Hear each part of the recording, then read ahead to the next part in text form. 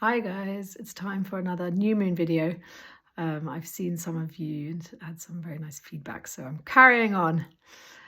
And this month's new moon is in Libra. Libra is the first sign. First 6 signs are quite internal and about internal work. This is the first sign that really starts looking towards outside and how you relate within the world. So it has a lot to do with companionship.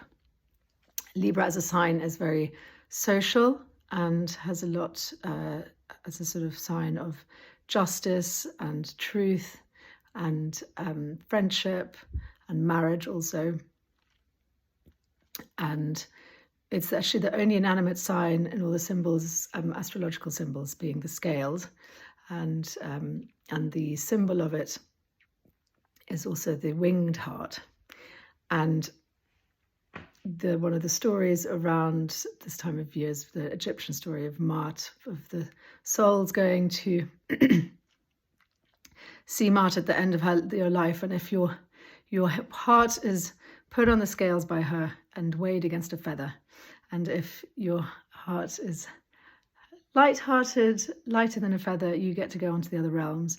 And if you're heavy of heart, then you have to give it another go. So that's something good for us all, strive towards light-heartedness. And the priestess symbol of it, there's a lady of balance. And so this is a really good time. We've just had the equinox, equal point between light and dark.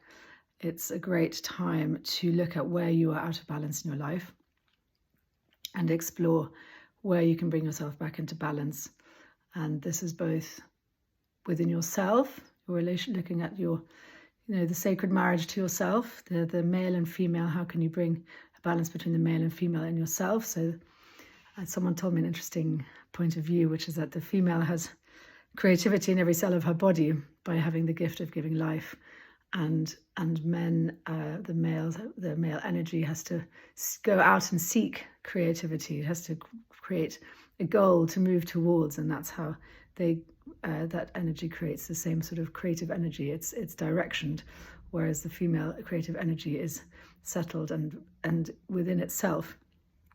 So how do we marry both the stillness for creativity to bubble up and the goal setting and the planning, moving towards ideas and manifestations? So finding the balance between those two is a good challenge for now. Relationships of all sorts, sacred marriages, significant relationships. So the goddesses for that would be Juno, or Hera, as she's also called. And also it's a sort of time of embracing paradox, embracing both the dark and the light, embracing good and bad, embracing opposite points of view. And so this is a really good time also to explore, if you're in a struggling relationship with somewhere, where can you take more time to listen, and where can you take more time to explore the truth? Both in relationships, where can you take more time to weigh up your points of view with the other person? But also in the wider sphere, where can you look into your biases and conditionings that might be colouring your points of view at the minute? We obviously have a very strong opportunity right now to find balance and practice, the bigger picture and what's happening between Palestine and Israel. And it's almost kind of testing us to see how well we can remain open to all possibilities and open to all points of view. And in terms of the sacred marriage within oneself, as I said, where can we find space to be both sides of ourselves? So for the altar this month, it's all about, there's a quite nice practice to do, which is to go outside and pray that your heart might be light as a feather, and then also pray to be sent a feather. And if and when you will find one, which I'm sure it's not even an if, it's just a when. If it's not that day, no worries, but it'll turn up sometime.